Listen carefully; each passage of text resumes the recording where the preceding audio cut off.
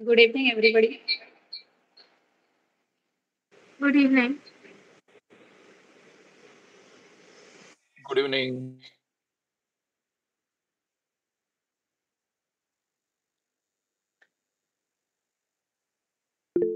आवाजामध्ये इको येतोय. थोडा.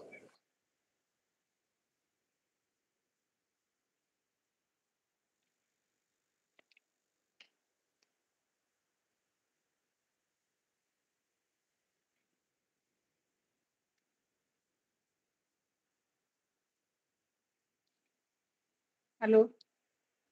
आता थांबला. हा बऱ्यापैकी ठीक आहे. इको थांबला ना आता. हो. हॅलो.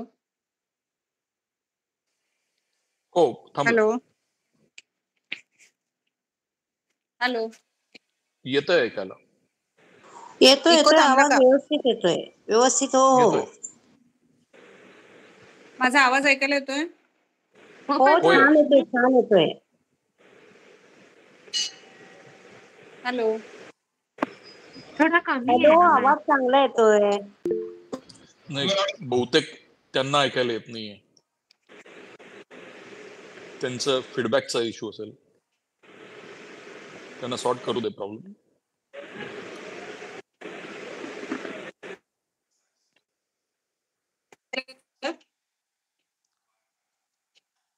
हॅलो.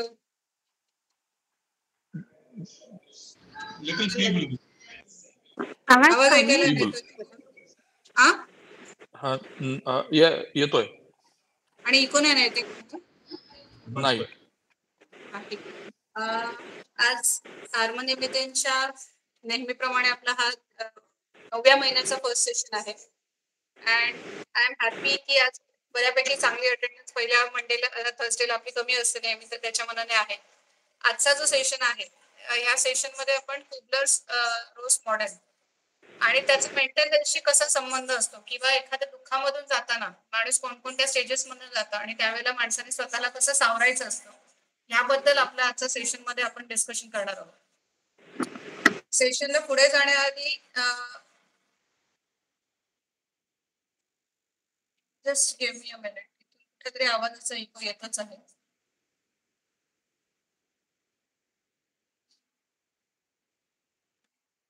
सेशनला पुढे जाण्याआधी मला हे सांगायला आवडेल की Pragyan institute of excellence, track district 3170 आणि रोटरी क्लब ऑफ सावंतवाडी ह्या तिघांनी मिळून गेले 8 महिने एकत्रितरित्या हे सेशन सगळ्यांसाठी दिलेले आहेत आणि ह्याला आम्ही अजून पुढचे जून एंड पर्यंत कंटिन्यू करणार आहोत.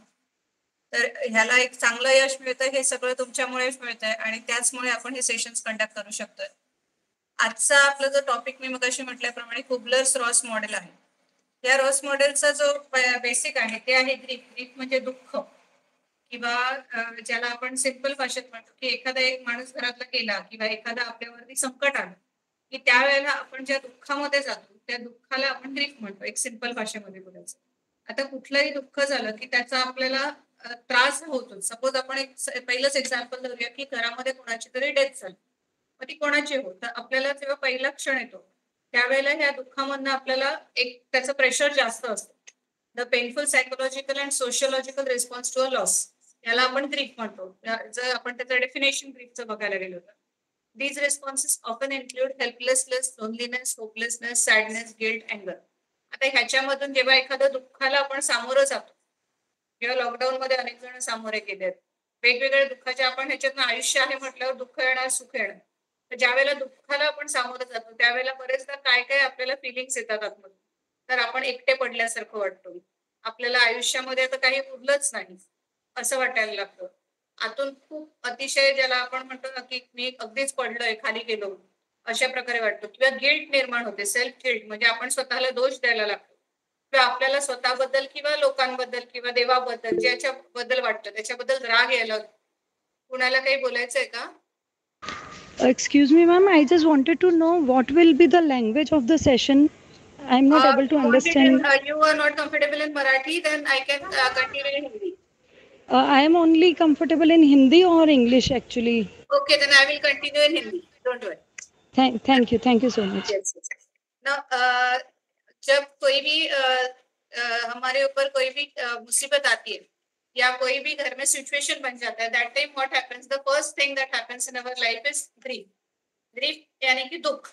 ये दुख जो होता है वो अलग अलग तरीके से होता है, जिसके कारण हमें आइदर हम गिल्ट में जाते हैं, हमें गुस्सा आने लगता है, हमें खुद के बारे में कई बार अंदर से घृणा आने लगती है, या तो हम खुद लोनलीनेस में चले जाते हैं, हमें अकेलापन महसूस होने लगता है, हम एकदम होपलेस फील करते हैं अपने बारे में.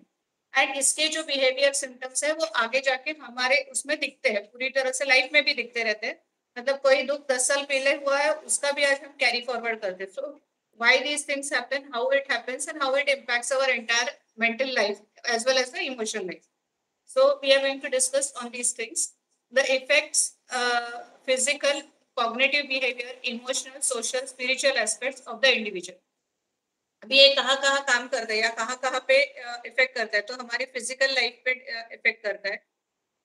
हम जो बिहेव करते हैं लोगों के साथ उस मोमेंट के लिए हो या उस रिलेटेड कोई भी सिचुएशन बाद में हमारी लाइफ में आता है, तब हम किस तरह से रिएक्ट करते हैं या बिहेवियर चेंजेस दिखाते हैं, उसके ऊपर भी कोई भी इम्पैक्ट करने में ये बहुत ग्रीफ अंदर से आपको रिएक्ट करती है. तीसरी चीज होती है दैट इज इमोशनल. अचानक से हम इमोशनली कनेक्ट होते हैं. जैसे जब सपोज हमारे कोई सीनियर मेंबर है, घर के दादी है, दादाजी है, जिनके साथ हम अच्छे से कनेक्टेड थे एंड 10 साल 15 साल पहले उनकी डेथ हो गई है, लेकिन हम उनके साथ कनेक्टेड थे. एंड व्हाट हैपेंस कि जब ये कनेक्ट आज कुछ हो जाता है और हमारी लाइफ में बहुत कुछ ऐसा दर्द लगता है और हमें लगता है कि अरे आज मेरी दादी होती तो, आज मेरे दादाजी होते तो दे माइट हैव हेल्प्ड अस, या वो होते तो मुझे गाइड करते.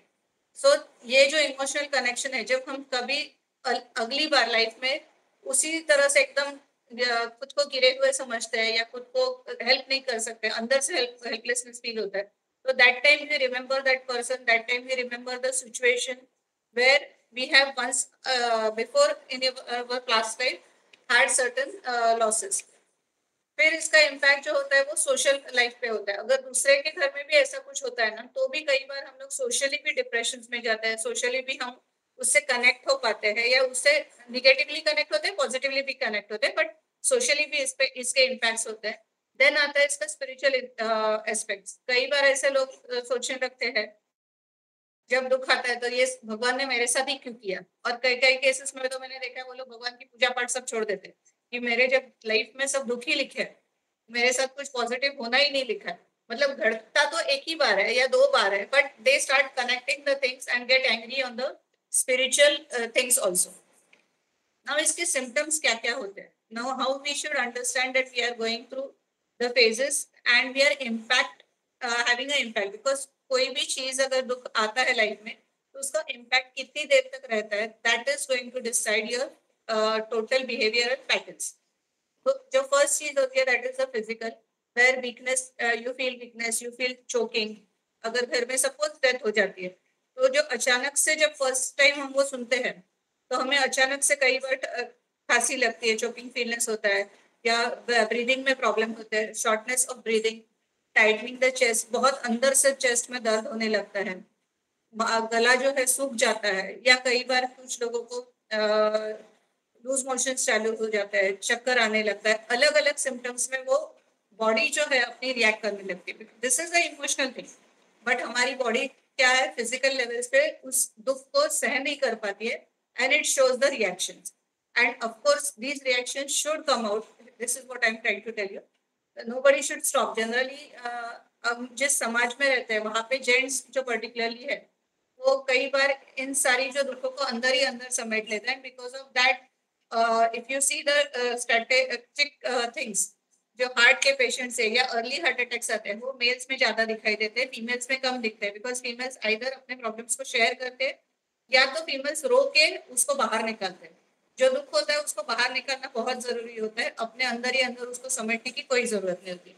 तो जेंट्स जो है आमतौर पे हमारा कल्चर ऐसा है कि नहीं तू मर्द है तो तुझे ज्यादा लूज इमोशंस नहीं होने चाहिए, you should be brave, you should be strength. But हर इंसान को अंदर इमोशंस है and they should be expressed in the right time. Then is the cognitive difficulty in concentration and hallucinations. कई बार हमें बार बार जब चीजों को याद करते हैं, किसी दुख को याद करते हैं या हम कुछ काम कर रहे होते हैं, तो उस टाइम पे हमारा उधर मन नहीं लगता है, कॉन्सेंट्रेशन वहां पे कम पड़ जाता है, हमारा ध्यान उधर उधर चला जाता है, या कई बार ऐसा हो जाता है कि उस इंसान की हमें एक ये दिखाई देती है, परछाई दिखाई देती है, या ऐसा लगता है कि वो इंसान हमारे आसपास ही है। इसके हम कुछ चीजें पॉजिटिवली भी रख सकते हैं कि वो हमें मतलब गार्ड कर रहा है, अदरवाइज हम लोग इसको निगेटिवली भी ले सकते हैं, that we are unnecessarily connecting to the energies, because once a person has moved away from our life or once a particular situation has moved away, we should not get again and again connected with it. जितना जल्दी हम हो सके उससे हम दूर जितना जल्दी जाएंगे या उसको जितना जल्दी छोड़ देंगे, that is good for our well-being. दूसरे के well-being के लिए तो अच्छा है ही है, but the main thing is अपने लिए वो अच्छा होता है. Then comes the behavioral symptoms that we can see. अपने behavior में क्या क्या होता है? Inability to perform every basic activity of daily life, restlessness, disorganized behavior. Now this is what कि हमारी जो daily day to day life है, जैसे सुबह आदत है कि 8 बजे उठते हैं, ये काम करते हैं, वो काम करते हैं, उसमें भी काफी सारे चेंजेस आता है. कुछ चीजें करने को दिल नहीं करता है, कंटाला आता है, या एक इंसान को हम मिस करते हैं, या एक पर्टिकुलर चीज को हम अगर मिस करने लगते हैं तो उसका जो टोटल हमारा परफॉर्मेंस है उसमें उसका इफेक्ट जो है वो दिखने लगता है. या हम लोग अगर पहले ऑर्गेनाइज थे या किसी के कारण हम लोग ऑर्गेनाइज थे, तो we are not able to organize our things in a proper way, the way that when that particular person was there in our life. And the most important and the last thing is affective symptoms. अभी जो effect करते हैं हमारे physical body पे, emotional body पे, और जो दूसरों को दिखते हैं और जो लॉन्ग टर्म में हमारे साथ रहते हैं, दोज आर सैडनेस, अंदर से दुख होना, गिल्ट, एंगर, गुस्सा आना, एंड मेजर डिप्रेशन. अगर इन 4 चीजों में से कहीं हम अटक जाते हैं एंड उस अटकने को हम कैरी फॉरवर्ड करते हैं हमारे लाइफ में, then that is going to create a major problem for us. What comes next is, according to the Kubler-Ross, it is a process basically. Now when I say it is a process, it is not necessary कि हर इंसान उसी तरह से इस process से जाएगा. जैसे इस प्रोसेस में कहा गया है कि फर्स्ट इज डिनाइल. अगर suppose we just consider that हमारे घर का कोई एक रिलेटिव है या हमारे आसपास का कोई रिलेटिव जिससे हम बहुत ज्यादा कनेक्टेड, उसका रोड एक्सीडेंट हो जाता है, वी आर नॉट अवेयर कि समथिंग होने वाला है. तो वेरी फर्स्ट थिंग, अगर किसी का फोन आता है उसका रोड एक्सीडेंट हो गया, what the first thing we will say, नहीं नहीं ये तो हुआ ही नहीं होगा, ये कुछ किसी और का. वी स्टार्ट रिजेक्टिंग कि ये हुआ ही नहीं है. We start denying the things, and that is the first reaction, that we are not ready to accept what has happened.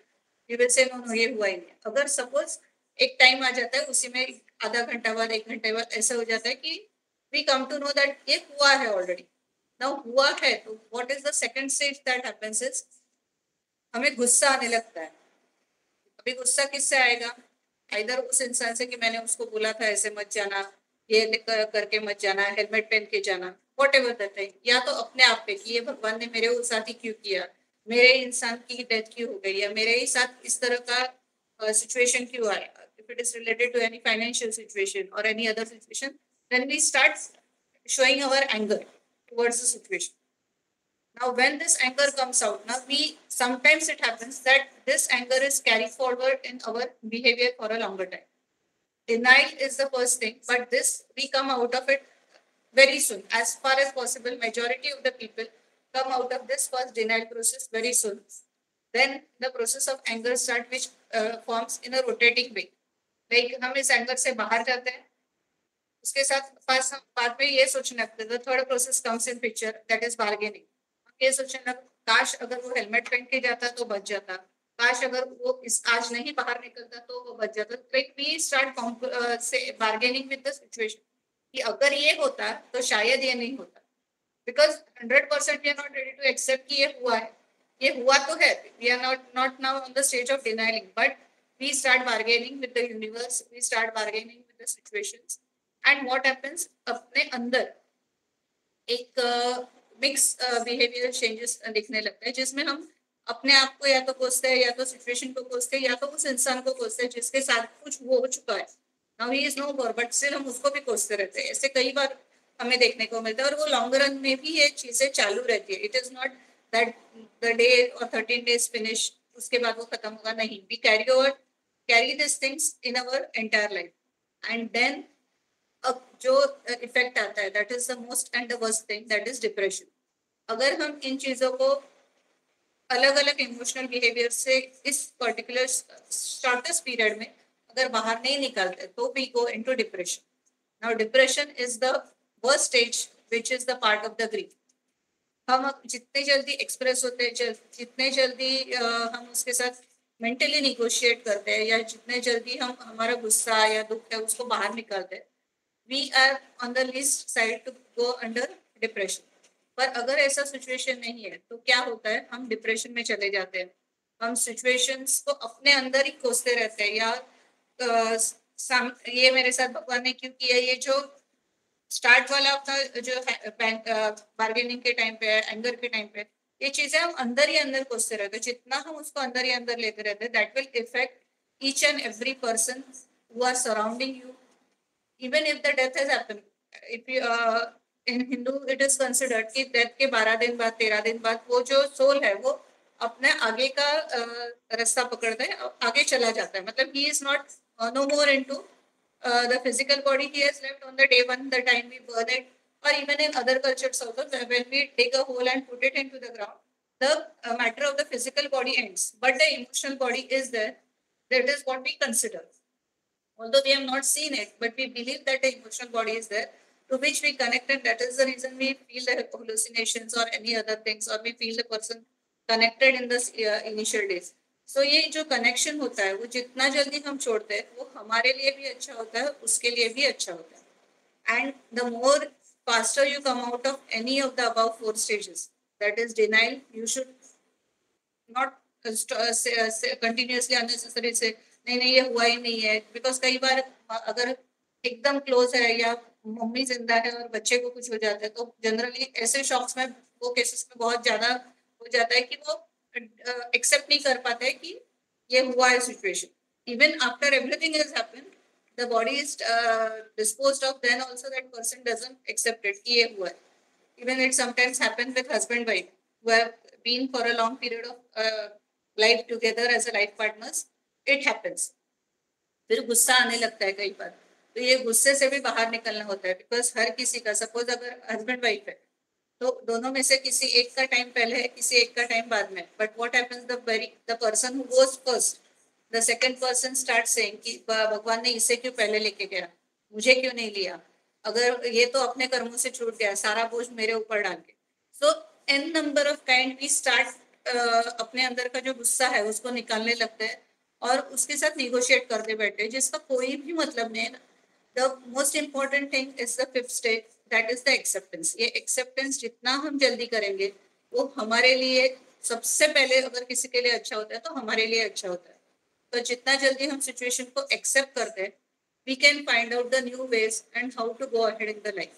Because जब तक हम उसको एक्सेप्ट ही नहीं करते किसी भी सिचुएशन को, अगर वो फाइनेंशियल लॉस है, then also again this all these 4 stages are coming, and the final stage which is important, that you have to accept the financial loss, and then only you can come out of it. This law was basically coming from the book which was written on the basis of death, or a person lying on the bed and is about to pass away from this world. So that is the reason I initially explained things on the basis of death and all those examples. But the same formula applies for financial things, same formula applies for your educational losses, if at all something happens in that. Same formula applies for your business losses also. अभी जब हम बोलते हैं कि कोई चीज formula होती है तो फॉर्मूला में भी how the person takes the formula will change. अगर एक इंसान है जो ज्यादा से 6 महीने में एक्सेप्ट करता है तो he can start finding his way out after 6 months।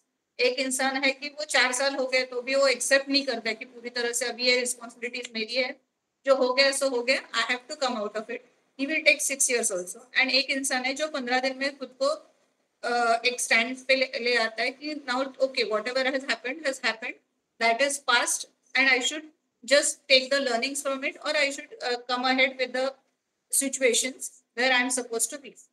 And इसके आगे जो है वो मुझे ही झेलना है, बिकॉज उन्होंने अपना काम करके वो लोग चले गए, या अगर सपोज फाइनेंशियल लॉसेस है तो वो हो गए। Now just take the learnings from that and go ahead in your life. जिस दिन आप ये एक्सेप्ट करते हो, आप आपकी जो आगे की लाइफ है वो स्मूथ हो जाती है और आप डिप्रेशन से निकलने में आपको हेल्प होती है। कई बार तो कुछ लोग हैं जो डिप्रेशन की स्टेज पे बहुत कम टाइम पे जाते हैं, मतलब से sometimes it happens just for a while they feel depressed or for a while they just cry and come out of it. But again, I'm repeating, not crying or not showing any negative things doesn't mean that it are the suppressed things. You have to express your emotions. तो आप publicly express करो, अपने आप में express करो, but express the emotion. That is what I will always again and again say. तो जितना हम इससे ज्यादा जल्दी निकलते हैं, उतना हमें ही उसका फायदा होता है. Now, as I showed, these are the all the 5 stages. First is denial, anger, bargaining, depression. अगर इन 4 stages से हम हटते हैं, तो we come to the stage of acceptance where we feel calm. Our mind opens to accept the new possibilities, new situations that are going to come in our life. Denial or isolation. I'm going to read it out for you. In this stage, the client denies that he or she will die, may repress that it is discussed, and may isolate self from reality. This person may think they made mistakes in a diagnosis. They may not come to the hospital. Now, this example, as I told you earlier, are the examples related to somebody who is in the hospital. And from that point of view, it is told to the family members. ऐसा कई बार हो जाता है कि घर वालों को बोला जाता है कि अभी इसके लास्ट इतने दिन बचे हैं एंड अगर किसी को बुलाना है तो that person come and उसको आगे का जो ये है उसके लिए उसको बोला जाता है घर वालों को अगर किसी को मिलना है. So that time the family first starts denying the things. Second, the client expresses rage and hospitality in the anger. यहाँ पे चीज होती है कि एंगर आता है कि नहीं नहीं हॉस्पिटल वाले ऐसे ही है, कुछ भी रिपोर्ट्स देते हैं. We start showing our anger, we start showing our attitude. तो ये भी एक स्टेज है, and this is a natural behavior that a person shows. There is nothing right or wrong. That is just the situation. Then it starts bargaining. The client tries to barter for more time. If I can live up to my grandson's marriage. Now, जिस time कई बार वो patient को भी पता चल जाती है तो वो उस टाइम पे अंदर से क्या सोचता है, मेरा बच्चे का पोते का शादी होने दो, मेरा इसका शादी होने दो, इसको बच्चा होने दो. इस तरह से वो अपने आप लाइफ के साथ बार्गेन करता रहता है. तो ये कुछ होने वाला नहीं होता है, कई बार हो भी जाता है, but they start negotiating because of every person feels that he should live longer, and even we feel that our family members should be with us for a longer time. Then comes the stage of depression. In this stage, the client goes through a period of grief before death. This is a time of quite depresentation and segmentation for all associations with lost entity. Now, this is again a stage for it. Just we can consider it for a dying person. That इस stage से हर इंसान मरने के पहले जाता है, या उसके घर वाले अगर उनको पता है किसी रीजन से वो फैमिली ऑलरेडी इल है, तो उस स्टेज में भी ये फैमिली इस पोजीशन से भी जाती है जहाँ पे उनको बहुत दुख होता है, डिप्रेशन में चले जाते हैं, अभी कुछ नहीं बचा है. So they start going into this kind of things. But कुछ नहीं बचे के आगे होता है that they have to accept and start their journey ahead. And the last stage that comes is the acceptance. The final stage brings a feeling of peace regarding the loss that has occurred. Focus is on the reality of the loss and its meaning for the individuals affected by it. Now the last and the most again what I'm saying for the initial stage, ये जो होता है यहाँ पे हम peace of mind में चले जाते हैं कि we accept the things. अभी when I start saying this, people may say कि किसी घर में किसी का डेथ होता है तो उसका दुख वो जानता है, नो डाउट वो जानता है, बट हम उसको कितने साल कैरी करेंगे? 1 जनरेशन, 2 जनरेशन, 3 जनरेशन, ऐसा तो लेके नहीं जाते. We consider it for 6 months, 7 months, 8 months, 1 year. After 1 year, we start forgetting the people, a person who is no more in the family, or who is no more in our friend circle, or whatever the losses even that has occurred because of the things. Even business को अगर हम इससे consider करते हैं तो business losses भी जो होते हैं, या अगर कोई fail हो जाता है education, so in that case also जो education loss है 1 साल का, 2 साल का, that also after some period of time we forget and we start our life. तो इन चीजों से जितना जल्दी हम निकलते हैं एंड जितना जल्दी हम आगे की सिचुएशंस को एक्सेप्ट करते हैं, हम जितना जल्दी बाहर निकलेंगे. Otherwise we may get trapped in one of the first 4 things, and if we get trapped on any of the things, what happens is the worst thing is कि हम वहां पे ही गोल गोल घूमते रहते हैं और हमारा जो आगे का जर्नी है ना वो कहीं पे अटक जाता है।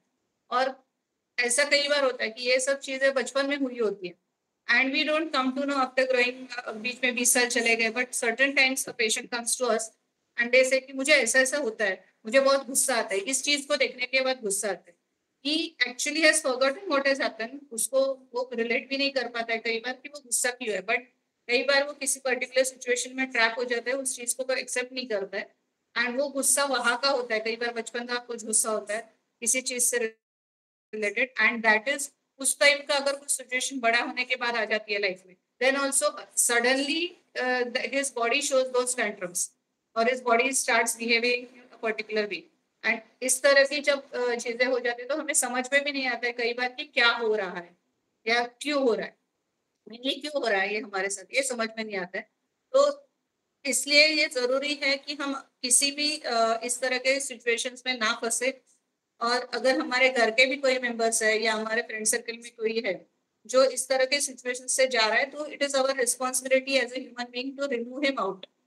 तो जितना हम किसी को हेल्प करते हैं it is that we also come out of the things and we also help the people to come out of it. तो ये बहुत इंपॉर्टेंट चीज होती है। All in individuals do not experience each of these stages in response to a loss, nor do they necessarily experience them in this order. Some individuals' grieving behavior may fluctuate and even overlap between the stages. जैसे मैंने पहले भी बोला था कि हर इंसान में हर stage उतने ही टाइम के लिए रहेगी ऐसा कुछ नेसेसरी नहीं है। Now when we went through the COVID phase, Covid में स्टार्टिंग में ऐसा लगा अरे इतना हो रहा है इतना हो रहा है इतना हो रहा है, but after a certain time we accepted Covid. 2 महीने बाद 4 महीने बाद कुछ जगह पे 6 months बाद we accepted the situation, we started wearing mask and we entered into the market and started our life and now we have forgot that something so called as COVID happened because of which many deaths happen in the entire world and वो situation को हम भूल गए। आज की date में हमें Covid का डर नहीं लगता है कि आज की डेट में इस तरह के वायरसेस का अंदर कहीं पे बैठा है, बट अगर उसको हमने निकाला नहीं, just give me a minute.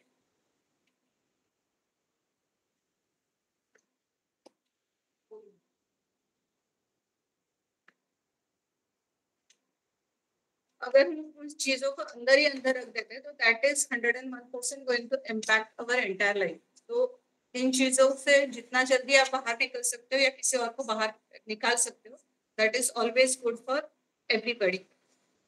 And again ये जो बिहेवियर पैटर्न्स है वो हर किसी के लिए हर पैटर्न उतने ही टाइम का नहीं होता है, हर किसी का अलग अलग होता है।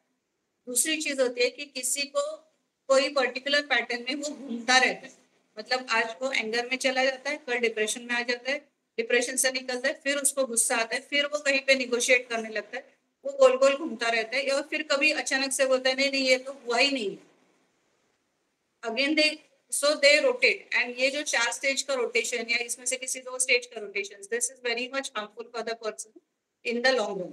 सो अगर कोई नहीं, सपोज आपके घर में भी कुछ नेगेटिव पॉइंट्स होते हैं तो let the person express the things, speak it with somebody, speak it with your best friend, speak it with your parents, whomever you are comfortable, उसके साथ बात करो। आपकी घर में जो भी इंसान है या तो आपका बेस्ट फ्रेंड है, आपको घर में एक्सप्रेस नहीं कर सकते पर्टिकुलर चीज, तो आप आपके बेस्ट फ्रेंड के साथ एटलीस्ट एक्सप्रेस करो। And once you speak, once you come out of it, आप एक बार रो लेते हैं या अपने आप को बिना रोए भी एक्सप्रेस कर लेते हैं और अपने दुख को अंदर से बाहर निकालते हैं, तो you start your journey more smoother.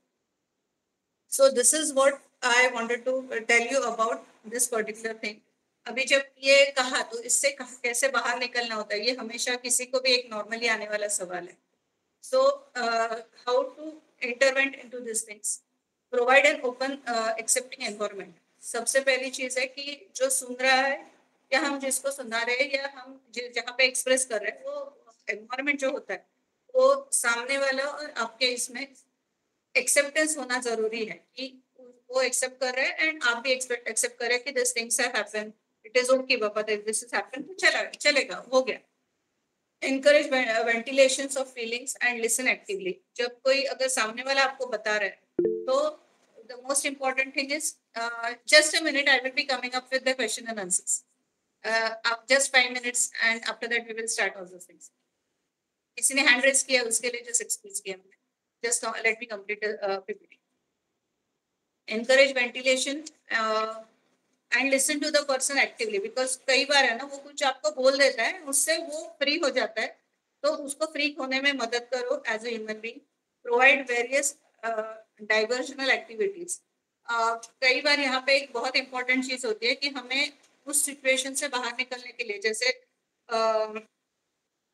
कि कोई और चीज करनी पड़ती है या कुछ और एक्टिविटीज में अपने को एंगेज होना पड़ता है या तो अगर हमें कुछ एक्सप्रेस करना है तो express it positively instead of going into the grief of a person or instead of going into the grief take the learnings and do something positive out of it. Provide teachings about common symptoms of grief. दूसरों को भी ये जो symptoms है ये बहुत बाबा common है ये सबके साथ होता है इस तरह से आप उनके साथ बात करो so that person will feel good and even if times hope this time doesn't come on us but it is life so everything comes and goes so when it comes to us also take the feeling कि ये होता है and it is very very much okay to happen because it is life and things will come and go. Bring together similar aggregate persons to encourage communication, share experiences of loss and offer companionship, social and emotional support. Now when these things happen as I told you earlier also we have to say that these things are very much common everybody goes through it give emotional support to the person because some person might need an emotional support of 10 minutes some may need it for 10 days or some may need it for even 10 months also so as and when required as and when we come in contact with the person or even if that person is weak personally then we should help ourselves to come out of it on the emotional basis instead of going inside and just keeping the things within us. Now, normally we take an exercise just to come out of these things, but now it's already 8:45. If you have any questions, I think we should go ahead with the questions. Yeah, you can just open your mic and communicate. कोई एक है जिन्होंने hand raise किया है इसके लिए मैं बोल रही हूँ आज का जो हमारा कहना मुझे जो कहना था मैं कह चुकी हूँ so you can come ahead and ask your questions. Not a question, ma'am, but thank you. It was